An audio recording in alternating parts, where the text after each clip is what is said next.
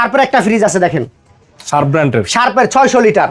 600 litre. হ্যাঁ দেখেন ভিতরটাও দেখেন, ভিতরের কন্ডিশন মাশাআল্লাহ অনেক ভালো অবস্থায় আছে, একদম ফ্রেশ কন্ডিশন। আর ভাই এই যে ঠান্ডা 100% আছে, ঠান্ডা দেওয়া লাগবে না ভাই। আচ্ছা। যারা মানে মন্তব্য ফ্রিজ নেওয়ার আগে মন্তব্য করো তারা ফ্রিজ নেবেন না ভাই। পুরান ফ্রিজ 100% মানুষ কিনতেছে, আর নাহলে আমরা এগুলা কেন দোকানে উড়ামু?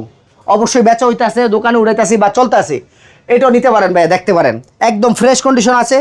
দুইটা এই যে দুইটা সবজি ট্রে আছে ভাই, কোনো ভাঙা ফাটা কিচ্ছু নাই, কিচ্ছু না ভাই, একদম ফ্রেশ আছে ভাই। কোন ভাই এটা কত দিবেন? এটা দিব আজকে হলো 32,000 টাকা ভাই।